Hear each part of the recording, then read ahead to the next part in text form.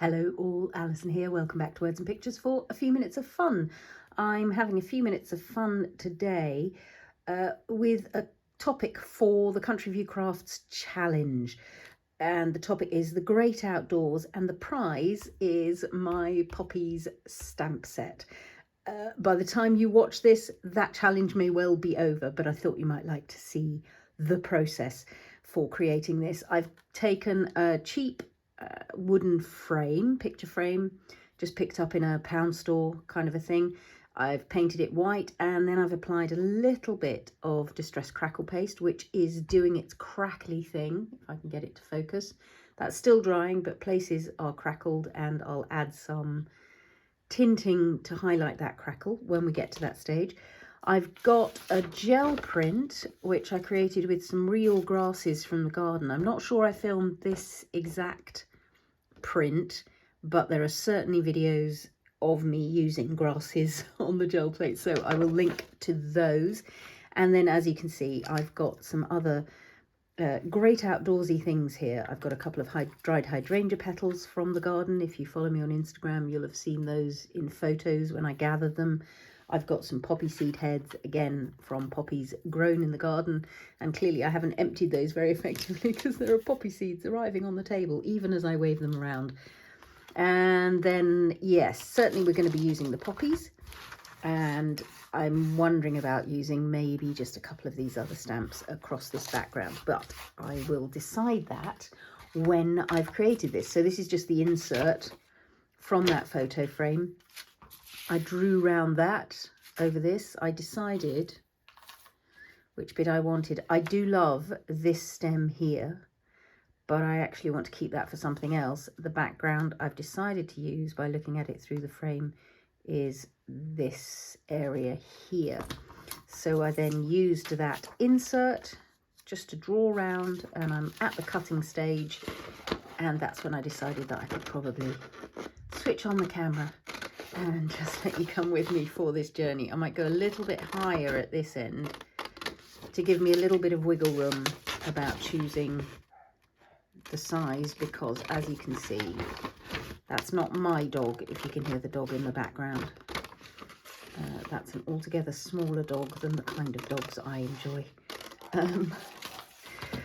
Just because the print is not quite tall enough to be fully present.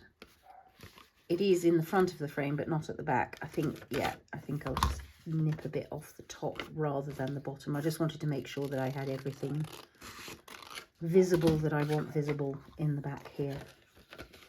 There we go. So now, having got that sorted, I can check it against the infill and just use that as my template to make the final trim along that top bit. And that should now fit. Beautiful. Yeah, I mean, I'm feeling muted in colour tones again. I don't really want to go for red poppies today, or even probably pink poppies today. I think we might be going for blue or grey poppies. I'm filming this in July 2025, so these stamps are the latest release, and there's been a lot of red and pink and bright colours and all of that kind of business going on, and I'm now feeling the need to revert to, yeah, something subtler.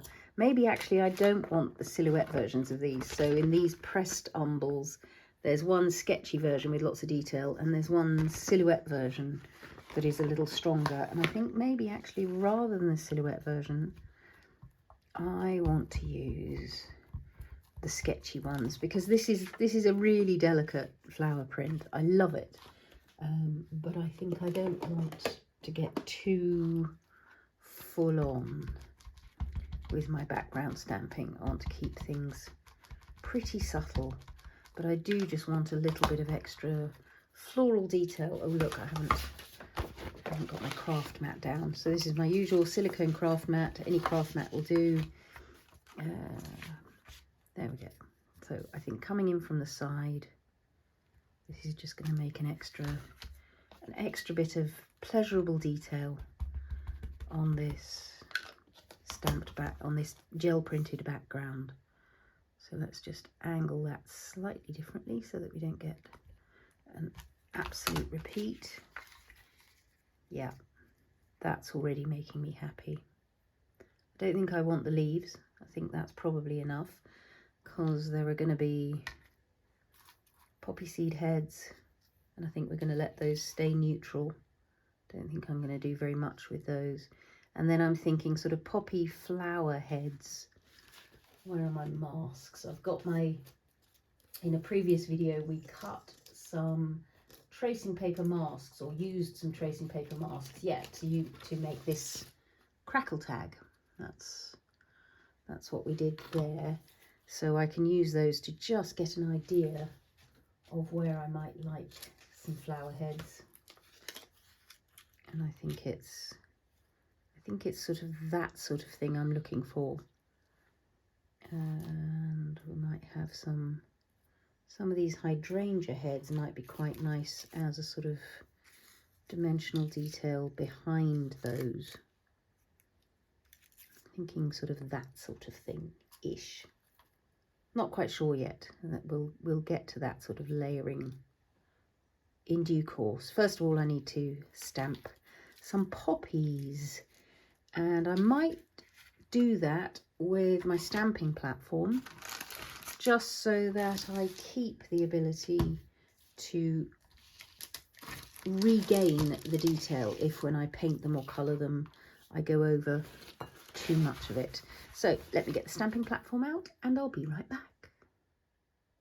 So I want to stamp on a relatively sturdy paper, because I'm going to be using these dimensionally or round the outside of the frame, so it's no good stamping on a floppy printer paper. I should be keeping that to use in a future project. So I've got some of the standard watercolour card that I very often use from, I don't know if the covers come off. The covers come off the pad, but it's the Goldline Studio watercolour paper. I'll list it in the ingredients. So it's quite sturdy, which means that the flowers that I stamp and paint will survive a certain amount of pressure. They might not love it, but they'll be okay with it. I was thinking I'd quite like to stamp maybe that Valentine's postcard. Valentine's as in not Valentine's Day, but Valentine's, the company that made the postcards back in the day. Just thinking that might be quite a nice bit of detailing, possibly in a soft blue. Thinking maybe it's weathered wood.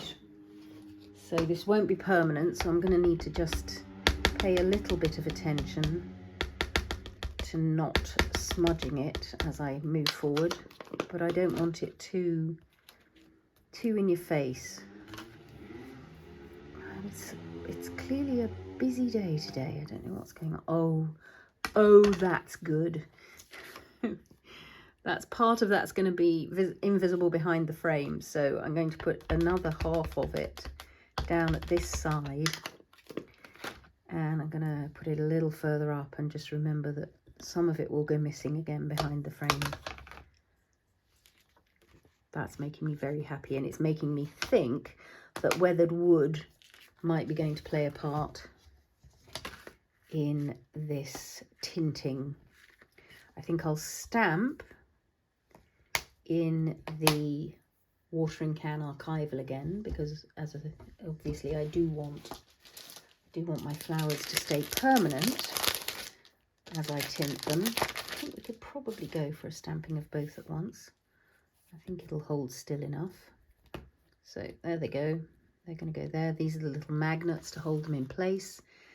I'll stamp these and then I'll zoom in a little bit when we do the painting of them. So here's the watering can archival. I ink those up over here. Doesn't need to be a massively perfect inking, because I have the power to restamp. Let's pop those down. Yeah, see, so there's bits missing in the middle there. I can just go straight back in, ink up specifically that middle bit, and recapture the detail. Obviously we're on watercolour paper, so the paper is textured. It's never going to be as beautifully a pristine stamping as if you were using something like the PaperArtsy smoothie card, but it gets the job done. Let's zoom in.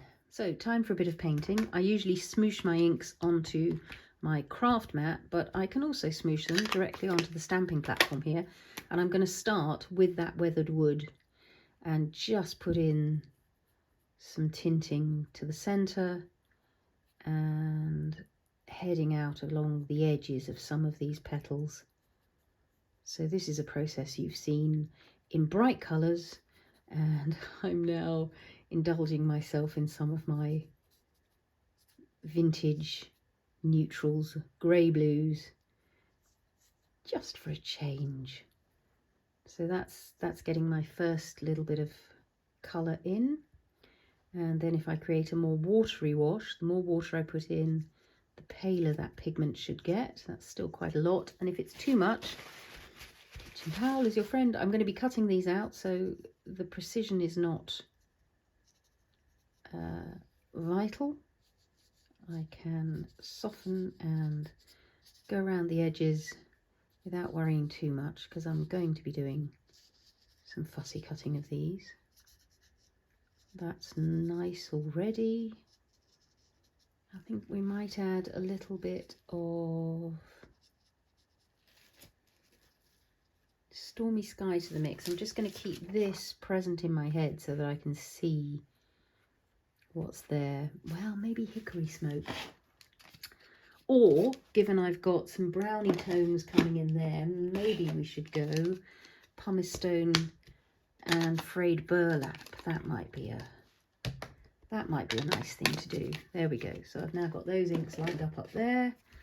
Again, I'm using a water brush. You don't have to use a water brush, of course. You can use a brush and some water. So a little bit of pumice stone, just highlighting these stamens, accenting them really, rather than highlighting. You highlight with red, and popping in a little bit more depth with the frayed burlap, just round there. And I'm going to use the frayed burlap also just here underneath to capture that seed head that is just forming. I might use a little bit of that for the stems. So as you can see, we're not going realistic here. There are blue poppies. There absolutely are. If you look up blue poppy, you will find some.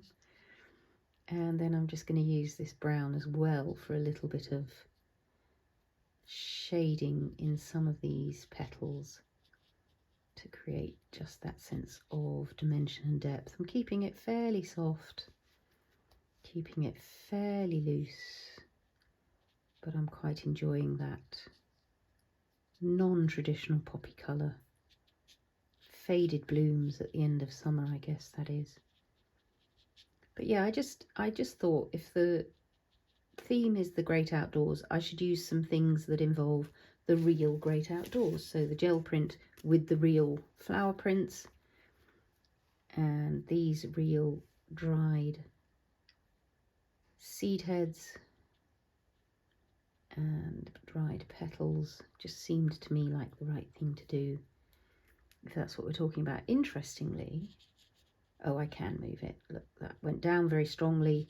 I decided I didn't like it that strong, and because I'm on watercolour paper, it is possible to pick it up again. I'm going to pick up a bit of that because it's a bit too strong, so putting in some water and then lifting should enable me to soften that blue just a little bit on that petal. It's very prominent at the moment.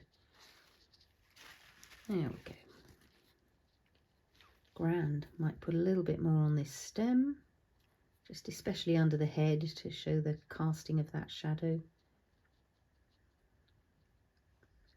There we are. I think those are rather pretty. I wonder if we need a third one, or maybe two's enough. Let's take this a little further down the stem.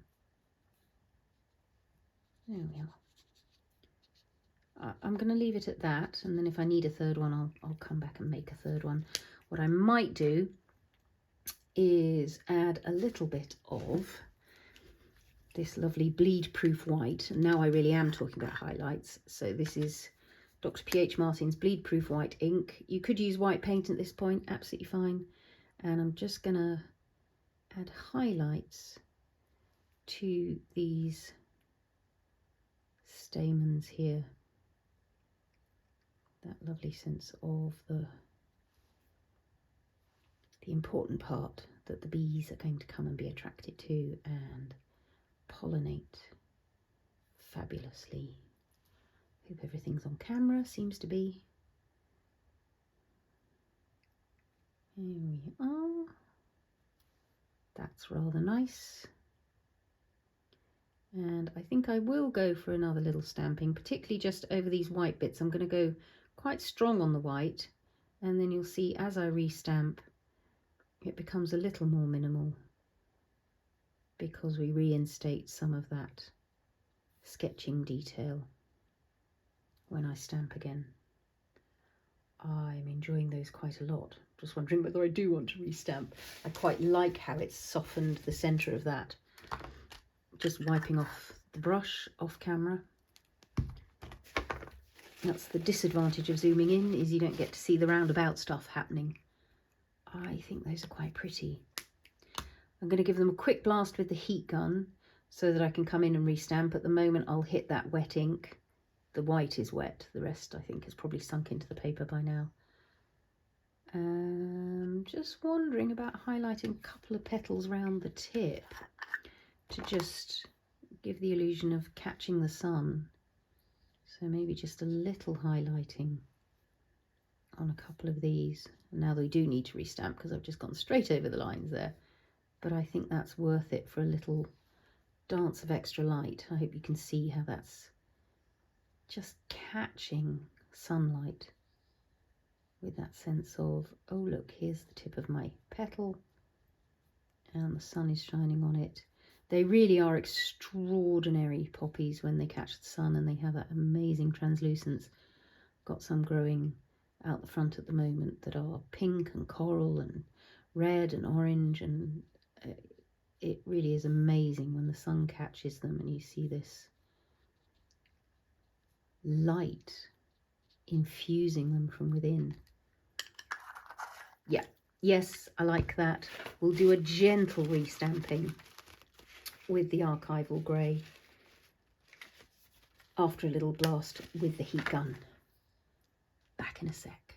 You need to be a little bit careful when you're using the heat gun with the stamping platform, because it can cause the paper to sort of bend and buckle, and then you might not get a full restamping. But as long as you're quite quick, quite gentle, you should be fine to get yourself right back over that. Can you? Oh no, you can't, because it's off camera. I have, even though I used the heat gun, caught a little bit of that white ink on my stamp. I'm just going to spritz that immediately with the water spray and wipe it off so that those stamps don't get compromised by the ink drying in the detail. Then you wouldn't get the same detail next time. But I'm pretty happy with that as a result. You can see I'm not mopping up this ink yet. I'm thinking I might want it for spattering. So for now, I'll leave it.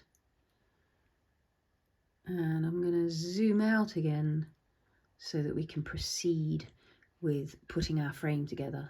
I'm probably just going to cut these out first as well. You don't need to, oops, put it down in the ink. Of course I did. I'm going to be cutting with a little outline, I think, just to give a little bit more ease to the fussy cut. Back in a sec.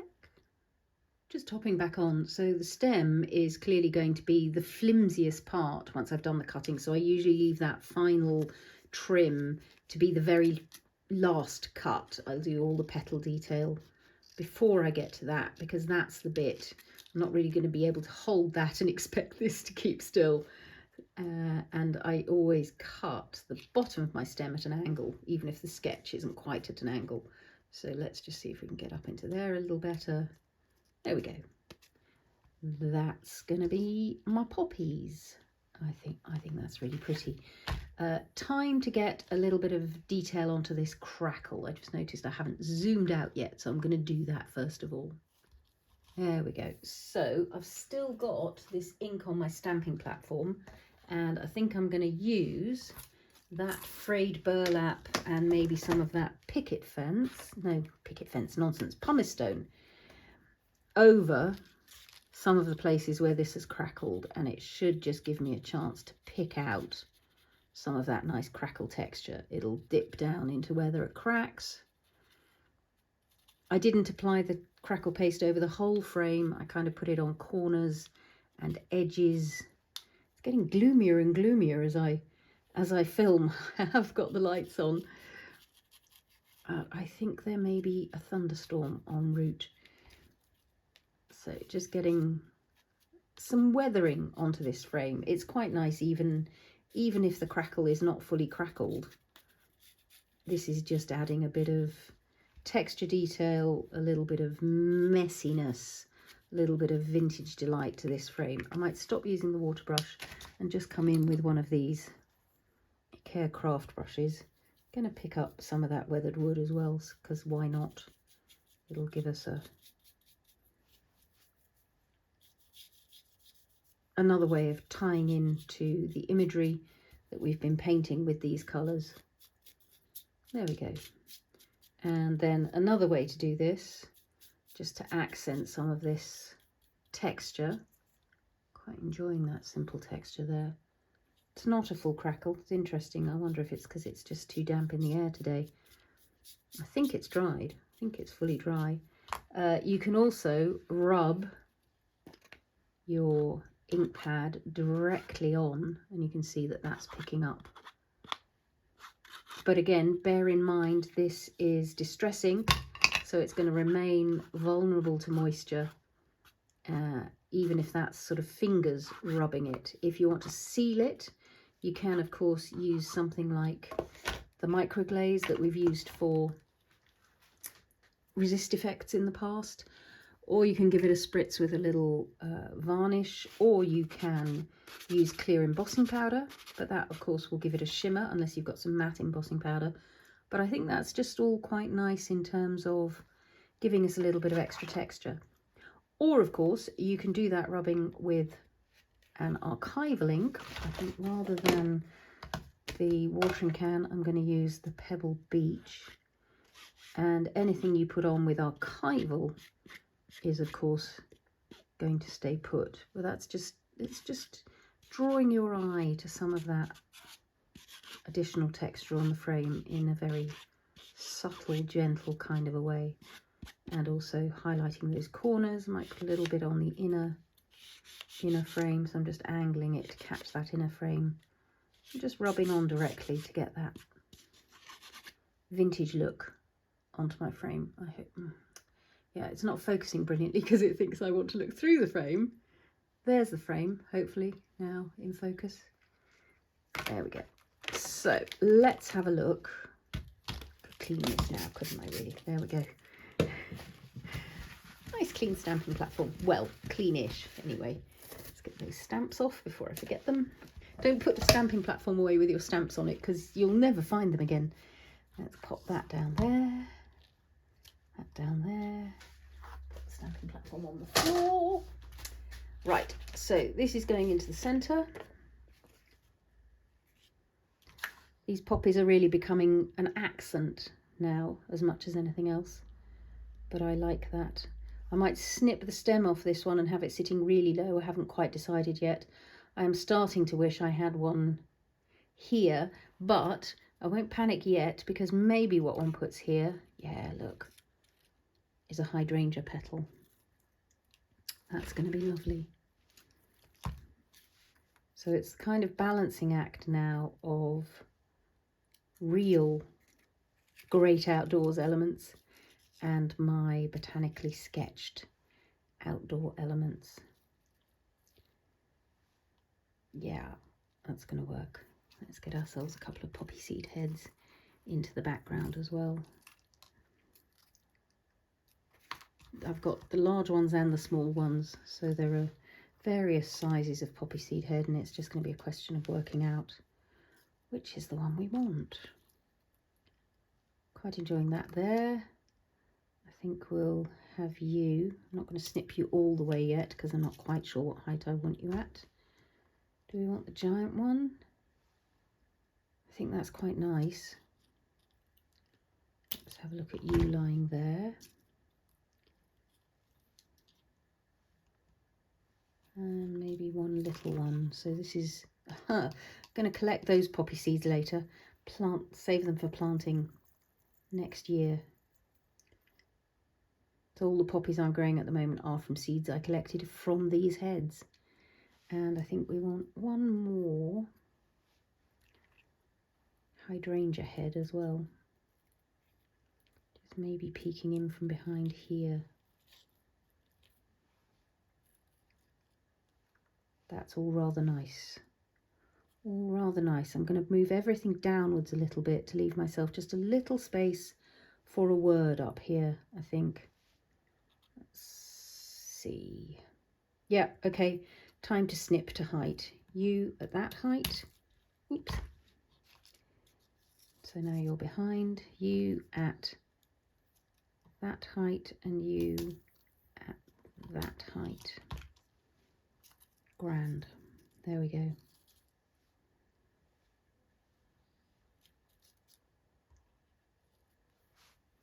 Want another skeleton one. Maybe in up here. So those are, I mean, these are just extraordinary. And then they're not as fragile as they appear. They've actually got quite a bit of sturdiness to them, surprisingly. I think we want that sort of nestled in the top there. So we're going between brown and blue and brown and blue. There are my poppy seed heads. And I've got the room to put maybe a single word at the top there. I think that's going to be it. I'm gonna sweep up these poppy seeds and then be back for some gluing. I think it's time to reassemble the frame because where it's been sitting is a bit further back. And once I mount it properly, this imagery is going to come further forwards in the frame than we've been looking at it. So let's get that done first of all. Just pop that in, close it up, close it up. Was there another layer in here? Feels like it's not quite as stable as it was before. I'm thinking maybe there was a... Oh, there was just the little thin one, wasn't there, with the size of the frame on it. But I think, oh, once the clips are in, that's holding. It's subtle and lovely, and I like it a lot. Grand. Let's, I think, position our poppies first, because I think that's going to be, we might be able to put you a little further up, which is going to be nice. Yes, it is. Good. So I'm going to glue down the stem for sure, because I want that nice and firmly in position. And then the rest is sort of upwards, knowing approximately where that frame is going to support it. I think halfway up is good. That flower head coming halfway up the frame, and it's sort of between the two heights of the background umbel plants. And then you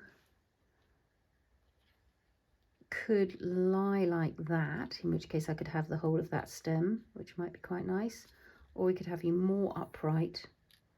We were thinking of having one of these behind, weren't we? Like so. Yeah, so I think we are going to be trimming the stem, in which case I might take it right to the flower head like so. Yeah, okay, so this one I might put the glue directly on the frame. It's kind of up to you, whatever works for you, to work out what's going to be the best place to create good adhesion. There we go. So you behind here, potentially the other way around. No, I need you leaning that way. But I want you behind. I don't want you in front of my poppy. I do want, yeah, that's good. So just little bits of glue catching the center of here. I'm going to catch the stem there and then tuck it in. So there's a little bit of adhesion going on there. And then what I might do is just put a touch of glue behind this petal. I don't want to glue these down too much because what I want is to continue to have that sense of motion in those. I seem to have dropped a drop of glue. How did that happen?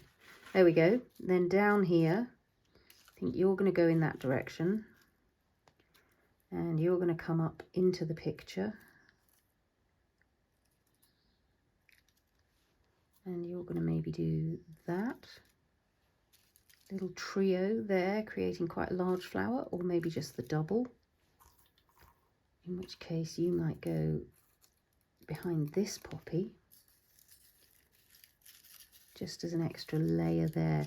I think that's quite nice because you've got the echo happening there and then the echo happening there, but I do want to tuck it quite a long way in because I don't want to cover up those umbels too much. So I might trim off the stem of that. Yep, okay, because the stem is the thing sticking against the frame. I can feel it. So if I take that out, I'll be able to, oh, I could even, there we go, let's cut you two off. There we are. We'll glue you in as individual petals. Oh, perfect. Perfect. I love that. Okay, a little bit on the back of there. Like so. A little bit on the back of there. Like so. And let's get ourselves a third one, this very delicate one here. A little bit on the back of there. Like so. And that's going to go in the middle. Oh, it's so subtle, it's hardly there. And I love it for it. Good, so you are going to be down here. Time to get poppy stems in, because we might be reducing the number of poppy stems given everything else that's going on. And we might need to make them shorter again. So this is what I meant about the back of the frame is further forward now than it was. And so that large poppy stem is actually less enjoyable to me than it was before. I think we want you two going that way. And we maybe want a less huge one coming up through there. Let's cut you there. Let's see what we get. So that can lie a little bit more off. There we go. That's nice. Good. So with these, I'm just going to go with a little dot behind the head for now. I'll probably add a bit more behind the stem once they've dried in position. Oh, that's nice. I've got those stems crossing over now. That was a lucky accident because it's the right thing to have happen. Let's reinstate it. You go behind, you go across the top. That's lovely. So if I let that glue dry, then I can worry about what else happens afterwards. I'm just wondering about it, changing these two over so that we have pale and dark going in that direction. Again, the stem is the thing that's being a little bit uncooperative. I've got a slightly darker one here because this one is really very pale. Might keep that for a future adventure. That's quite nice, like so. Well, the other way around, this will be more successful at covering up that poppy stem, and that's quite good right down in that corner. You in that direction. Oh, that's better. Yes, I think it's that way round. So again, I'm going to catch the back of this stem because that is going into the card, and then into the card, into this central part of the frame. And then you are just sort of sitting on the frame there. Let's get some onto the frame directly. Apologies if that's slightly shadowy. There we go. That's giving us a bit of stability there. And then you are just going to have to do some hovering, I think. Let's see. Where's a good place to glue you? That petal to here. Maybe this petal there. Tough to see how this one's going to, where it's going to touch in order to stay put. I think that leaf is the key, leaf petal. petal and leaf. Let's put you under there, then you're going to be more firmly held behind that one. Oh, that's better. There we go. Just keep those leaves a little bit mobile. Sorry, I keep calling them leaves. It is an 18th century, 19th century poetry thing. Flower leaves in poems are very often referring to petals rather than leaves. I need to see what kind of wording I might want up here. And I'm also wondering whether I maybe want a couple more of these petals just somehow. No, maybe not. Maybe there's a tucking one in there for softness. Or maybe we just leave things. Oh, it's that, isn't it? I think it's to create another little bit of layering behind there. Yeah, all of this will be a lot more visible to you in the close-up at the end when we dive in for a little hover over the frame. But let me see if I can just show you that hydrangea petal, completely skeletal. Beautiful. I love them. I mean, they're just magical, really magical. Grand. I think I want a word here, or maybe a little poetry phrase. I'm just looking at what's in the poppy set. Celebrate, dancing, sunshine. They all feel a little bit too positive for my misty poppies. So maybe it's a dreamy and magical light. That's certainly true of this. I'll stamp it on something else first to see if that's the one I want. Or here's flowers for you. That is Shakespeare. You can't beat a bit of Shakespeare. A dreamy and magical light would go there. Unfortunately, I've messed myself up by having this poppy head here. It's going to be really hard to stamp that direct if that's what I want to do. But maybe I want it on a little label separately. So let's stamp it on the same watercolour card we've used for the poppies, because that's going to give us something that tonally works. And I'm going to try it both in watering can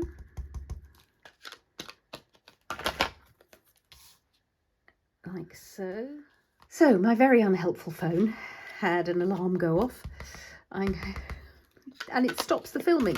I need to check if there's something in the settings where I can stop it from doing that, because I really don't need that kind of help when I'm in the middle of filming.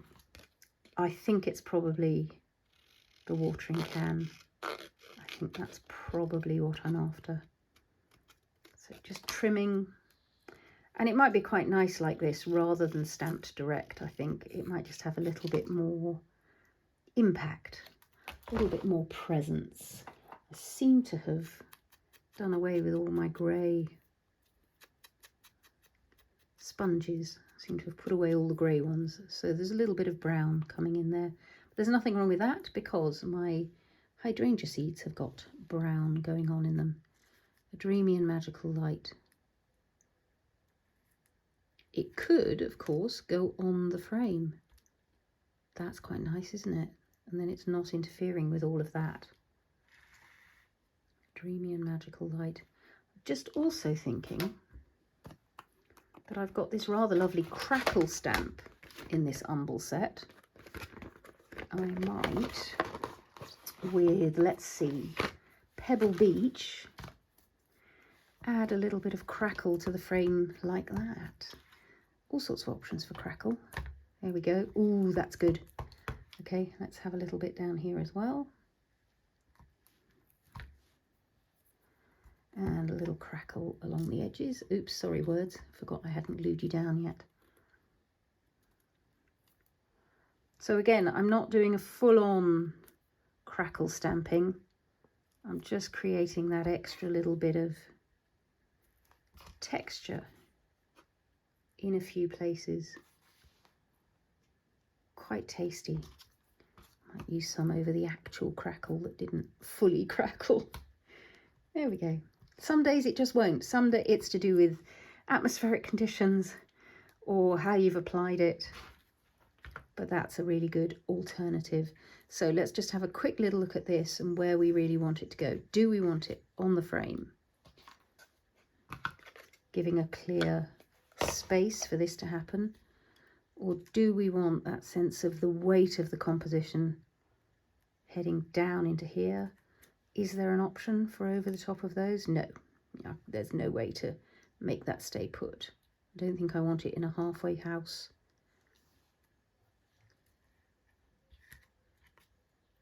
Maybe here. Ooh, or maybe here. No. Interesting. That's a possibility. The other side really isn't. But I think I'm leaning towards having it there. The thing that's making me hesitate is losing this umbel flower. If I have it higher up, it doesn't quite relate to what's going on down here in the same way. What about a floating one here? That's potentially interesting. Let's look at it again here. No, covering up too much poppy. Floating one here. Definitely not. Floating across the poppy stems. Ooh, possible. No, not possible. I think my favourite.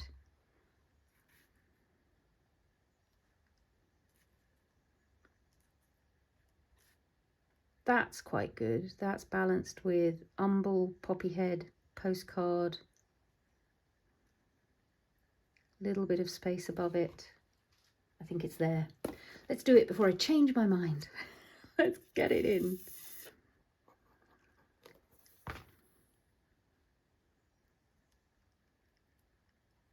Grand. There we go. And I might just do just the gentlest bit of white spatter with my spatter brush. And I think we'll do it with the bleed proof white because that's working rather well for spattering. Little touch of water to just loosen it a bit, and over we go. Particularly want to catch these poppy seed heads to tie them into the background. I particularly want to catch these hydrangea petals, tie them into the background.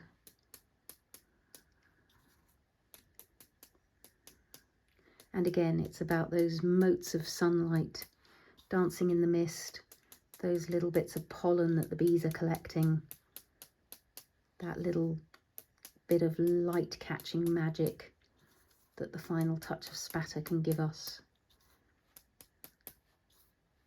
Good, very good. As I say, I shall dive in for a close-up and you'll be able to see all that delicate work going on. Thank you, as always, for your company on this creative journey. I will link relevant videos that I can think of and have an ingredients list in the description below the video.